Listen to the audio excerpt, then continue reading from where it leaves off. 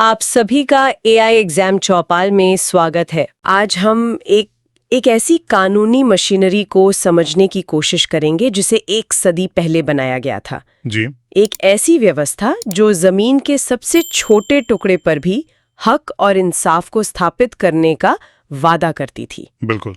हमारे पास छोटा नागपुर काश्तकारी अधिनियम 1908 से जुड़े कुछ नोट्स और लेख हैं और हमारी कोशिश है ये समझने की कि ये कानून सिर्फ नियमों की किताब नहीं है बल्कि एक पूरा इकोसिस्टम है। हाँ, एक पूरा इकोसिस्टम, लगान तय करने से लेकर हक का रिकॉर्ड बनाने और झगड़े सुलझाने तक का। बिल्कुल। और ये सिर्फ नियम नहीं है, ये वो पूरा सिस्टम है, वो इंजन रूम है जो इसे जमीन पर चलाता है। तो आज हम इसी इंजन रूम में झांकने वाले हैं। हाँ, हम देखेंगे कि कैसे भूस्वामी और काश्तकार के बीच के रिश्ते को नियंत्रित किया गया। हाँ। और कैसे विवादों को सुलझाने के लिए एक पूरी कह सकते हैं समानांतर व्यवस्था बना दी गई। और जेपीएससी जैसी परीक्षाओं के लिए ये बहुत महत्वपूर्ण है। क्यों? क्योंकि ये कानून का व्यवहारिक पक्ष है, प्रैक्टिकल साइड। अच्छा, तो चलिए इस इकोसिस्टम को परत दर परत खोलते हैं और इसकी शुरुआत होती है उस चीज से जो इस रिश्ते की बुनियाद है, लगान। जी, लगान। अध्याय 10 लगान को बढ़ाने या घटाने के बारे में है। सवाल ये है कि ये कैसे सुनिश्चित करता है कि ये प्रक्रिया किसी एक पक्ष की तरफ झुकी हुई न हो। देखिए, ये अध्याय असल में शक्ति का संतुलन, एक बैलेंस बनाने की कोशिश है। और ये संतुलन बनाता कौन है? इस संतुलन को बनाने का जिम्मा दिया गया है उपायुक्त यानी डेप्यूटी कमिश्नर को। अच्छा, डीसी को? हाँ, वो उस जिले के सबसे बड़े प्रशासनिक अधिकारी होते हैं और ये माना गया कि उन्हें इलाके की जमीनी हकीकत की सबसे अच्छी समझ होगी। तो अगर कोई भूस्वामी लगान बढ़ाना चाहता है तो वो सीधे जाकर काश्तकार से नहीं कह सकता कि कल से ज्यादा पैसे दो? नहीं, बिल्कुल नहीं, ये मुमकिन ही नहीं था। उसे उपायुक्त के पास एक आवेदन देना होगा। और उसके लिए भी कुछ नियम होंगे? हाँ, मनमाने ढंग से नहीं, कानून में इसके कुछ ठोस आधार दिए गए हैं। जैसे धारा 27 से 29 तक यही प्रक्रिया बताते हैं। क्या आधार है वो? जैसे मान लीजिए उस इलाके में जमीन की प्रचलित दरें बढ़ गई हैं, या फिर भूस्वामी ने अपनी तरफ से सिंचाई जैसा कोई सुधार किया है जिससे जमीन की पैदावार बढ़ गई हो, तभी लगान बढ़ाया जा सकता है, वरना नहीं। ये तो भूस्वामी के नजरिए से हो गया, लेकिन क्या काश्तकार के पास भी कोई अधिकार है? मान लीजिए किसी साल बाढ़ आ गई या सूखा पड़ गया और फसल बर्बाद हो गई, तब क्या होगा? और यहीं पर इस कानून की खूबसूरती दिखती है। धारा 33 काश्तकारों को एक मजबूत ढाल देती है। वो कैसे? कानून में साफ लिखा है कि अगर जमीन की मिट्टी मान लीजिए बालू भर जाने से खराब हो गई है और इसमें काश्तकार की कोई गलती नहीं है, तो वो लगान में कमी की मांग कर सकता है। मतलब अगर किसान की कमाई ही कम हो गई तो उससे ज्यादा लगान कैसे वसूला जा सकता है? कानून इस बात को समझता है। कागज पर तो बिल्कुल समझता है, और ये अपने आप में उस जमाने में एक बहुत बड़ी बात थी। और कोई आधार? एक और बहुत जरूरी आधार दिया गया है। अगर इलाके की मुख्य खाद्य फसलों की औसत कीमत में स्थायी गिरावट आ गई है, तब भी लगान कम किया जा सकता है। मतलब ये बाजार से भी जुड़ा हुआ था? बिल्कुल, ये सुनिश्चित करता है कि व्यवस्था बाजार की हकीकत से जुड़ी रहे, एक तरफा ना हो। और धारा 35 जो है वो कमी की प्रक्रिया बताती है। ये धारा जेपीएससी प्रीलिम्स के लिए बहुत महत्वपूर्ण है। तो लगान कितना होगा ये तय करने का एक सिस्टम बन गया, लेकिन इसे चुकाया कैसे जाए? फसल में या कैश में? ये भी तो एक बड़ा मुद्दा रहा होगा। आपने बिल्कुल सही नस पकड़ी है। पुराने जमाने में फसल का हिस्सा देना आम था, जो अक्सर झगड़े की वजह बनता था। कैसे? फसल का कितना हिस्सा देना है, फसल की गुणवत्ता कैसी है, इस पर हमेशा विवाद होता था। ये भूस्वामी को काश्तकार पर अपनी मनमानी चलाने का एक बड़ा हथियार देता था। इसी समस्या को हल करने के लिए अध्याय 11 लाया गया। नाम था लगान का रूपांतरण या कम्यूटेशन ऑफ रेंट। इसका मतलब क्या है? इसका बहुत सीधा सा मतलब है वस्तु के रूप में दिए जाने वाले लगान यानी प्रोड्यूस रेंट को नकद लगान यानी कैश रेंट में बदलना। अच्छा, फसल की जगह कैश? हाँ, धारा 61 उपायुक्त को ये अधिकार देती है। ये वैसा ही था जैसे किसी कंपनी में सैलरी को फिक्स कर देना। इससे काश्तकार को फायदा होता होगा? बहुत ज्यादा। उसे पता होता था कि उसे ठीक ठीक कितना देना है, चाहे फसल कम हो या ज्यादा। ये उसे एक बहुत बड़ी अनिश्चितता और शोषण से बचाने वाला कदम था। ठीक है, तो लगान तय हो गया, उसे चुकाने का तरीका भी पारदर्शी हो गया, लेकिन सबसे बड़ा सवाल तो ये है, जमीन किसकी है? इस पर किसका क्या हक है? इसका कोई पक्का सबूत भी तो होना चाहिए। यहीं पे शायद अधिकार अभिलेख या रिकॉर्ड ऑफ राइट्स की भूमिका आती है। बिल्कुल। ये दस्तावेज क्या है और ये इतना शक्तिशाली क्यों है? इसे सिर्फ एक कानूनी दस्तावेज समझना इसकी असली ताकत को कम आंकना होगा। सोचिए, उस जमाने में जब जमींदार की कही बात ही कानून होती थी, हाँ, तब पहली बार एक आम काश्तकार के हाथ में एक सरकारी कागज आया जो कहता था ये जमीन इसकी है और इस पर इसका ये हक है। इसने तो सत्ता के समीकरण को ही पलट दिया होगा। बिल्कुल। ये सिर्फ जमीन का पहचान पत्र नहीं, बल्कि काश्तकार के अस्तित्व और उसके हक का सबूत था। इसे तैयार कैसे किया जाता था? मतलब क्या कोई अधिकारी आता था और बस लिखकर चला जाता था? नहीं, इसकी प्रक्रिया बहुत विस्तृत और पारदर्शी रखी गई थी। अध्याय 12 में ये सब बताया गया है। अच्छा। धारा 80 के तहत राज्य सरकार के आदेश पर राजस्व अधिकारी यानी रेवेन्यू ऑफिसर एक पूरे इलाके का सर्वेक्षण करते थे। सर्वे?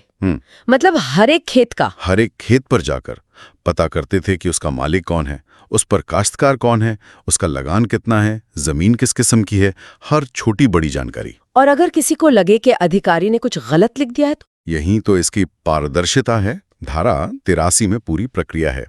एक ड्राफ्ट रिकॉर्ड तैयार करके उसे सार्वजनिक रूप से प्रकाशित किया जाता था, ताकि लोग देख सकें। हाँ, लोगों को उस पर अपनी आपत्तियां दर्ज कराने का समय दिया जाता था।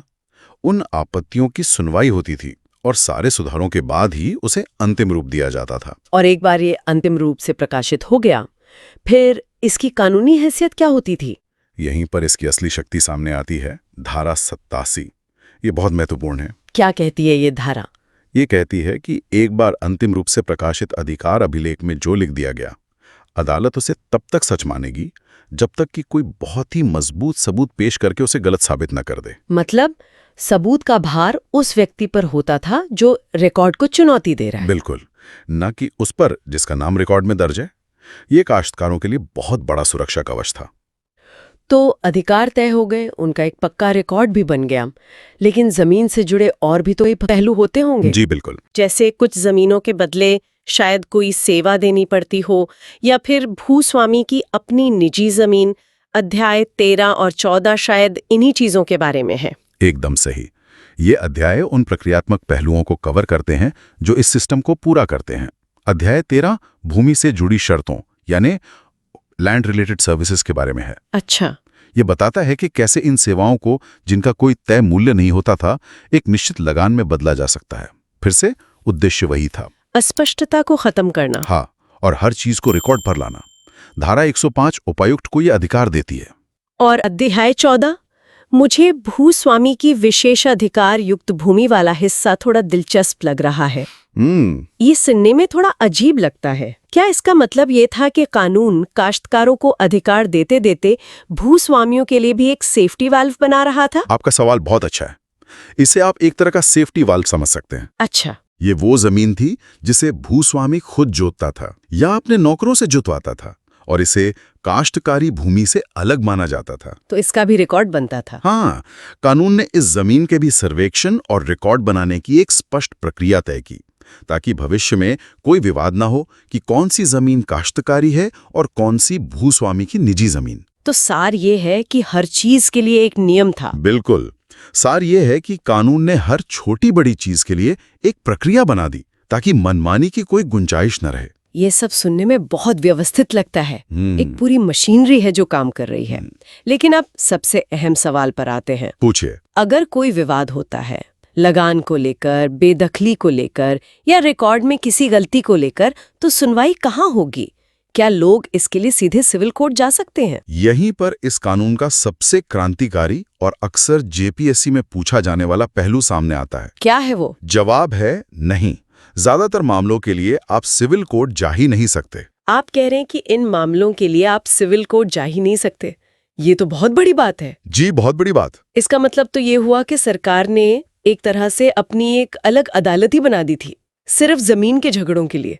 ऐसा क्यों किया गया? इसका मुख्य उद्देश्य था न्याय को सस्ता और सुलभ बनाना।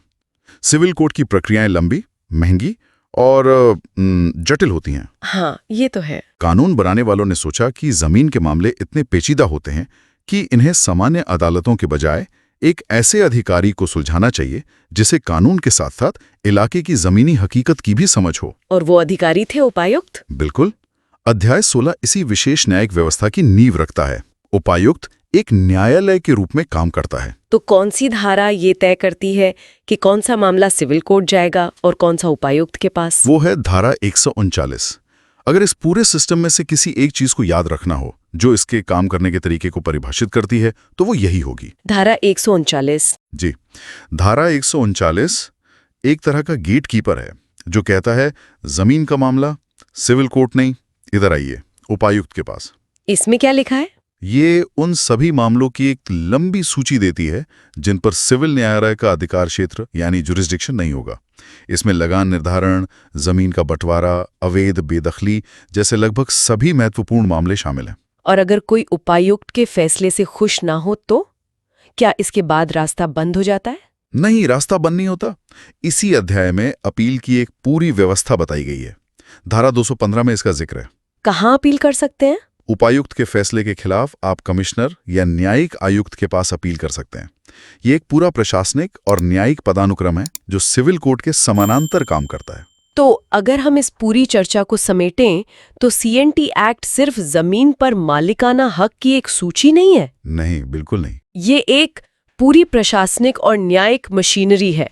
इसमें लगान को नियंत्रित करने के लिए एक रेगुलेटर है, अधिकारों का एक स्थायी रिकॉर्ड बनाने के लिए एक रजिस्ट्री है और विवादों को सुलझाने के लिए एक अलग अदालत भी है। हाँ, आपने एकदम सही सारांश दिया है। यह अध्याय इस कानून को जमीन पर लागू करने का पूरा ब्लूप्रिंट है।